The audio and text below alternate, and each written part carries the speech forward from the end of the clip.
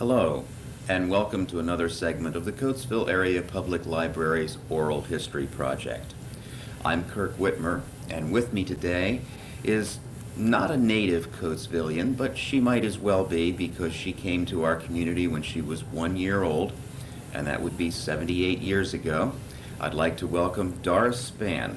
Hello, Doris. Good morning. How are you this morning? I'm fine, and we're very glad to have you with us and glad that you agreed to participate in our project here this morning. Thank you. Doris, you went through the Coatesville school system, obviously. Yes, I did. Tell us what your education was like. Well, it was fun in my day. It was different from today, believe me. I went to Gordon, and I spent 3 years in Gordon, and I enjoyed high school very much. But before coming to Gordon, I was a Midvale student. I lived out in Spruces, out in South Coatesville. I think before we go on, we should define Gordon, because it's not the same Gordon that we have today. No, it isn't. Gordon is the high school, at that time, my high school, on East Lincoln Highway. I notice now that it has been changed to Benner. Yes, it has. Yes, but when I was there and used to go through the front door, it was high school. We had lots of fun. My childhood days there was long remembered. Yes, we had a lot of activities. At lunchtime, we would have lunch. They would open up the gymnasium from about 12:30 to 1. We would dance, and we did lots of fun things. And I really enjoyed my high school. I did, very much. Yes. As a teenager, what were some of the local hangouts for teenagers then? What was social life like then? Well, I tell you, that was fun also, because our teenage life was mostly church. We were involved all around the church. I was involved in Sunday school, BYF meetings. We had club. We had a little club that all of the girls got together. We would meet every Saturday, of course, after all your chores were done. Now, you couldn't go if you didn't have your work done at home. But we met every Saturday. We served refreshments. We got together. We had fun. We played games. We never hung out on the corners, and we weren't in the streets. And we had chores, of course, every day. So when you come in from school, and time as you got your clothes changed, because you know you had school clothes, play clothes, and Sunday clothes. I think about 3 good outfits. We changed our clothes, we got right down to our chores, and then was dinner time, homework, and to bed. Let's talk about those chores for a little bit. How were they different than the chores that most kids would have today? You had a special assignment every week, and you kept that assignment a whole week, and you completed it. And if not, you heard from your father or your mother. Take, for instance, if you had to wash dishes, you had that for a whole week. If you had to bring in wood after the brothers chopped it, you had that assignment for a whole week. And you know, I'm from a large family. It was 6 girls and 3 brothers. So our weeks came around often because we were fighting about doing dishes, and what started us to having a week, we seemed to couldn't get along wanting to wipe and wash dishes. Of course, always wanted the easy part to wipe. So then that was cut out. And we got our chores done, and then you were assigned to upstairs one week, you and another sister. Then you were assigned to downstairs one week, and this had to be done daily. You dusted, you swept your porch, you cleaned your yards, and it was enjoyable because we lived in a row of homes, and you could look all up and down the line and see all of the girls cleaning, washing, hanging up, doing the windows, and it was fun. It was really fun, not like today. In fact, I don't think the kids today even have chores. No. Now, these days of chores that you're talking about, which I guess is sort of a teamwork approach to keeping a clean house. That's right. They're gone. That would have been what, the 20s? Yes.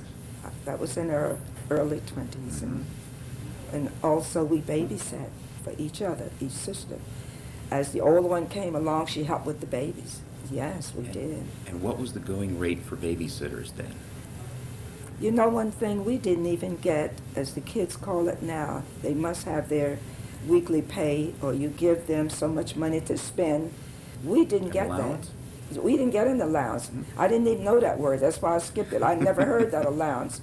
Yours were on good behavior to go to an activity. If they had lighting of a Christmas tree, you could go and stay out till 10, 11 o'clock, have fun and enjoy. That was our day. Or you could get up and go to church and stay all day, and you didn't have anything to do. You know, you didn't come home from Sunday school. It just continued all day. It was beautiful. And my father, of course, was superintendent of Sunday school, so we had to go. We had to go. It was a must. Couldn't do anything on Sunday. We weren't allowed to do any work on Sunday. We had to have it all finished by Saturday evening. Yes. I came from a very strict home, but a very well-rounded formed home. We all understood what we had to do. We all got along. I had very good parents. And my father worked at Louis Brothers Scrapyard for years. He was a night watchman, so he worked all night. So we had to be in and be in bed before he went to work. Yes, and he went to work at 9 o'clock. Well, the crash of the stock market came in 1929. Yes. And we moved on in through the Depression years. Oh. How did that impact on you and your family? You know, during the Depression, it was hard. As I said before, we had a large family. But most of the families around us was on something called welfare, DPA. Or most of the young men had gone on to something in the Army, working and sending checks back. I forget the program they called that. I know you remember years ago all the young men left, and the older ones would come out of school. And, oh, God, what did they call that? CCC? CCC. We didn't have that kind of help. My brothers wasn't old enough to go to CCC. My father had a night watchman job. My father received $50 a week. We managed to stay off of the welfare. We had a garden. We had the work garden, you know. We raised all of our vegetables. We even had pigs. We had all of our own meat. My mother would pickle collard greens and do everything, and we would have that all winter. We never got help but from one lady. If you remember or have ever heard anyone say anything about Ann Harlan, Miss Ann Harlan, she was a well-off lady that lived on Chestnut Street when I was a child. Somehow or another, she met my mother in the doctor's office, and they struck up a conversation talking. That young lady came to our aid. She always brought us food. She always brought us clothing. I can see her coming in the door now. We loved her. And do you know that I was the recipient of her award? I won her award when I got up and started going around doing the same thing that I had saw her doing, helping the needed. Yes. So I had a very, very nice home life and plenty of love in our home. We loved each other. Yes. You've also attended school for nursing. Yes. And where was that? I went into Drexel Institute, sent in by the Chatham Acres Nursing Home. And I'm very appreciative to Mr. Kramer, who has passed on. He enrolled me in and sent me into Drexel Institute. I went out to Chatham Acres Nursing Home to apply for a job. And I was a nursing assistant at the VA hospital at this particular time. And I got interested in the medicine. So he sent me on to Drexel. And that was, most enjoyable and has really paid off in my family and community in many respects. Yes, I enjoyed that. When you were attending school in Drexel, did you commute on a weekly basis, I would assume, to Coatesville? Commuted every day. Every day? Every day. How did you do that? Well, Train? some days we would get together and we had a carpool. And this is how I made it through, because I could never drive in Philadelphia, and I still can't. At this old age, I still can't. So we had a carpool, and we would all pull together and go in daily. What kind of car, do you remember? I believe it was a Chevrolet. A Chevrolet. Yes. Ann Banks, one of my friends, she had a Chevrolet, and she could drive all over Philadelphia. I couldn't. So we formed a carpool, and we paid her a little something for gas. And that's how I got through that program. And this would have been in what years? This was, I was rather young, I guess, in say like 20s, and like about 20-something, early 20s, 21, yes, 21 to 22, yes, in that neighborhood. Okay. Then I worked there for several years. before going, out and leaving it and going to the VA hospital, and just had the one job. But I worked there several years, called myself trying to help pay back, because Mr. Kramer also put the scholarship money there. I didn't have to pay for that course. So I was thankful, very Yes, thankful. I'm sure you were. I was. It helped me a lot. Tell us about your husband, Moses. When did he come into the picture, and how did you meet him? Oh, my. I met Moses at the VA Medical Center. When I started work there in 47, I met Moses, yes. And Moses was a nursing assistant on the same ward that I started on, and we became friends. And the way we became friends, Moses started working for me at times when I wanted to be off. If I wanted a Sunday or it was a holiday, he would always step up and say, "Miss Travellini, I'll work for Miss Robinson. She can have off." And so I had the day off, and that's how I got to know Moses. And then we became very close friends. Then we started traveling together. And then she placed us together on one end, working together. So, and Moses has always been a wonderful man, very good. Moses was very good to me. I miss Moses very much. I miss Moses. I'm sure you do. Doris, you've been the recipient of many awards, and you've been active in many organizations in our community, and I'd just like to run down a laundry list of some of the affiliations that you've had. You've been a board member of the YWCA, Yes, of Project Together, yes. the Eastern Star Eureka Chapter 12, Was worthy matron. mhm, Yes, and the Community Action Central Auxiliary, yes. Chester County Migrant Ministry, Oh, my. the Emeryville State Hospital Pastoral Volunteer. You've also been on the board of the Senior Center Program for the Aged, Yes, past executive member of the NAACP, yes, Guild and Life member of the National Association of Business and Professional Women, a past president of the Southeastern Business and Professional Women's Club. yes, You've been on the board of the Council for Philadelphia Electric, Yes. also on the board of Meals on Wheels, and a member of American Red Cross, Town Watch, United Way and Allocation Committee, the Cerebral Palsy Board, yes. and a member and help coordinator for the Surplus Government Food Program in the city. And I've just picked out a few of the highlights here. You've also been a member of the Church Women United, the American Baptist Women, the Salvation Army Council. The Yes. list goes on, and I have to Yes. ask you, Doris, what is your secret? How do you keep all the balls in the air at the same time? And now let me tell you, I belong to a organization called Faith at Work, and this is enjoyable. It's an organization that is to help with racial harmony in Coatesville. And this one is the most enjoyable one that I've ever been on. Mr. and Mrs. Ed Wilkerson started this at the Olivet Church. I'm on that now. That's added to the list, and I'm enjoying that very much. And I first said I was giving up all organizations. But no, I find myself getting lonesome, so I go out. But I was past matron of Eureka Chapter in Coatesville, Eastern Star. You know, my husband belonged to the Masonic. He's passed in the Masonic also. We served in the same chair at the same time. And I have many good memories of Moses. All of these things that I served on, Moses served with me. Every organization that I belonged to, Moses was a member, believe that. He would go right along with me to every meeting.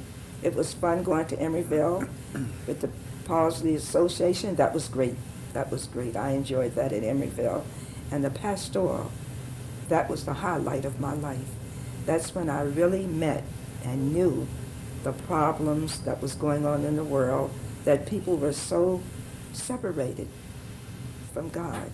And we would sing, and I know you've heard of Mom Stroud, Missionary Etta J. Stroud. I started out with Missionary Etta J. Stroud, and it was great, yes. We visit hospitals, we visit nursing homes, we traveled together, we sang, we prayed, we read the Bible, we taught Bible, and it was enjoyable. Doris, let's think back to 1972, which we have established as the date that the Coatesville Emergency Food Cupboard really got off the ground, so to Yes. speak. Yes.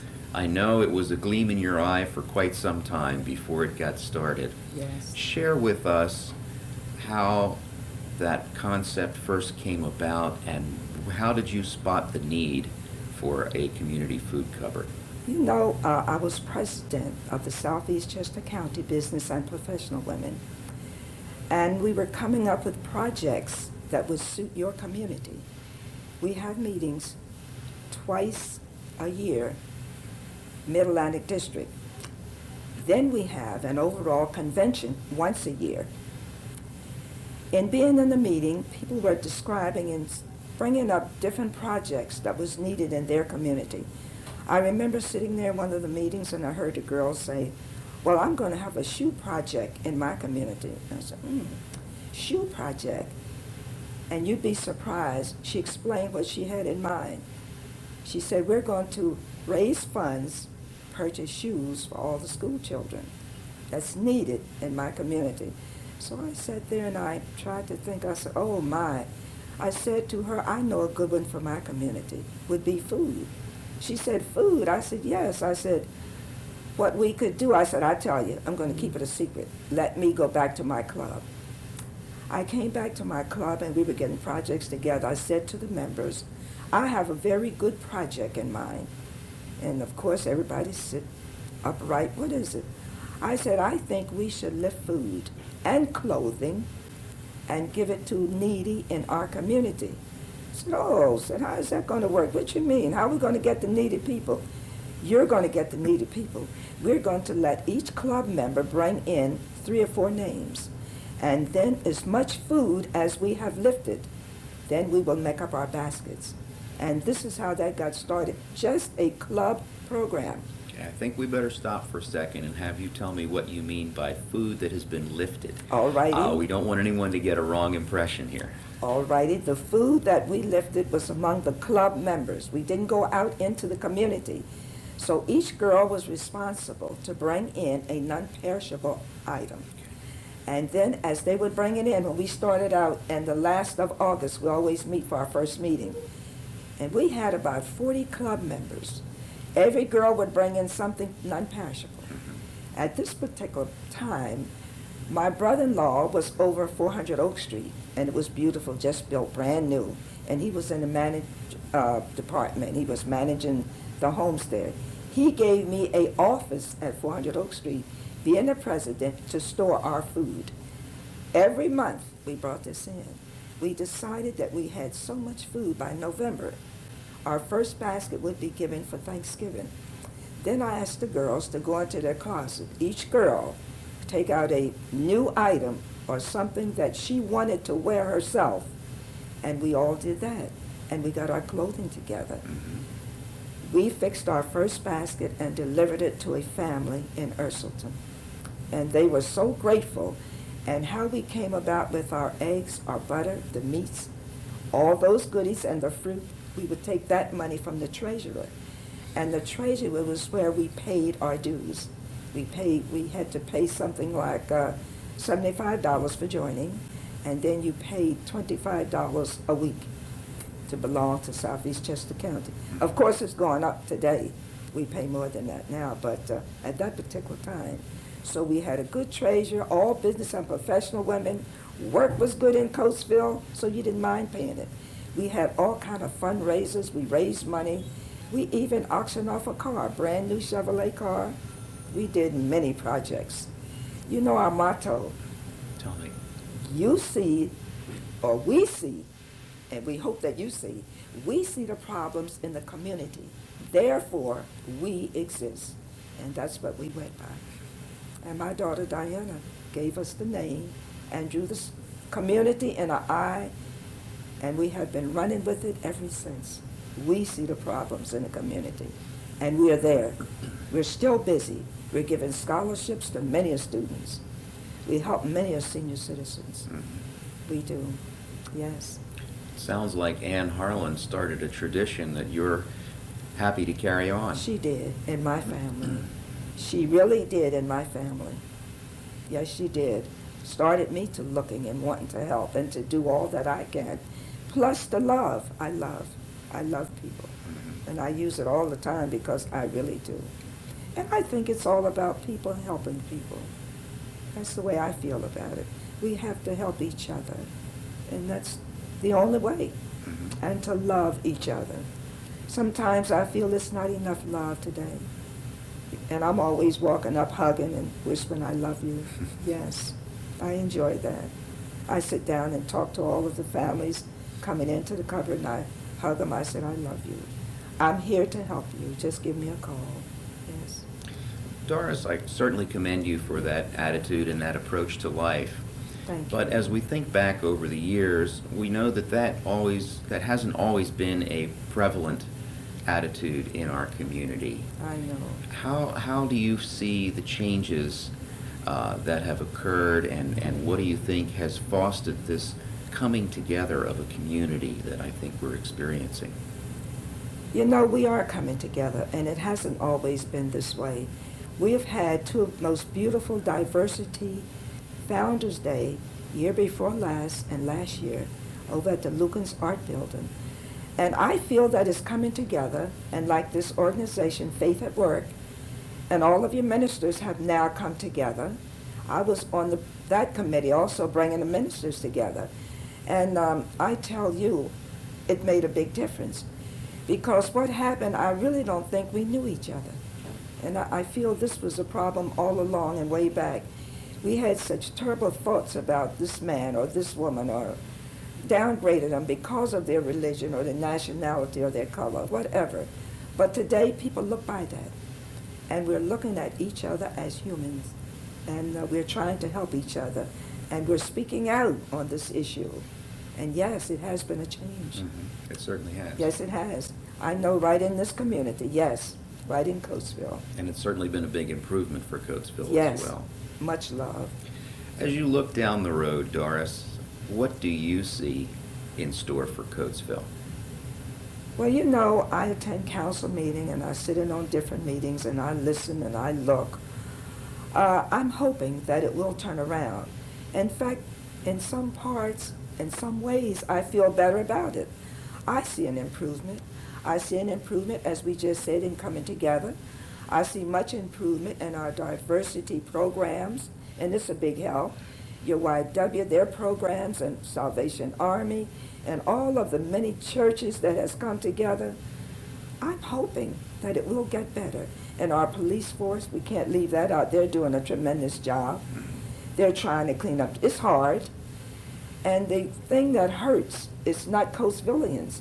Most of the people are people coming in and moving in our town. So I feel like they're really not harmful or hurtful, but it's not their hometown, so they don't care. If it was their hometown, they wouldn't be littering the streets in front of their houses. They would have more care. Maybe we should think about an orientation program Oh, God, that would... for new members and explaining to them that this is how it is in Coatesville. Wouldn't that be great to get all of the new members coming in and have a big city meeting and just let them know you don't write on our walls. We don't do it. We've never had it. This is all new for us. This is all new. That graffiti is new in Coatesville, but I've seen it in Philadelphia and everywhere else I've gone for years, and I know you have also. Absolutely. Yes, but it's new to us. When this came, I tell you, we were devastated. What is this? At 3rd Avenue, and they painted over and over and over. But I'm hoping it's getting better.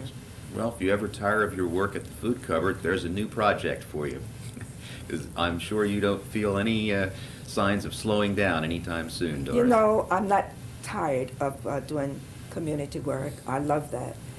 But I keep saying I'll be 80 years old, and I'm trying to figure out, is 80 years old, or am I just getting started?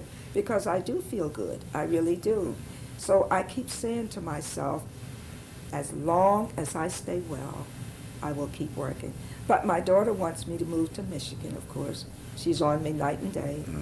But I keep telling her, just like this morning, maybe losing keys or little things like that. But other than that, I feel fine. So I'll be here working. And that is a good job. Maybe I'll think of that. I need to get out, stand right by those churches or these buildings and no, don't right there, because I won't have anything else to do. I'll be too old to do anything else. That will be fun, yes. Well, Doris, I want to thank you for being a part of our project. You have told us of some aspects of Coatesville history that no one else could have offered for us today, and we are very appreciative and grateful to have you with us. I thank you for inviting me, and keep me in your prayers. And I'm going to try to keep working. Stop in. See us anytime you're at 10th Avenue. I would love for you to see what we're doing there. Second Baptist Bible class will be there tomorrow morning. The whole Bible class is coming in to help me in the cupboard tomorrow morning. So I'm up this morning. I'm really up for working. And you've got plenty of help. Plenty of help. Many hands make light work. Thank you. Thank you, Doris. Oh.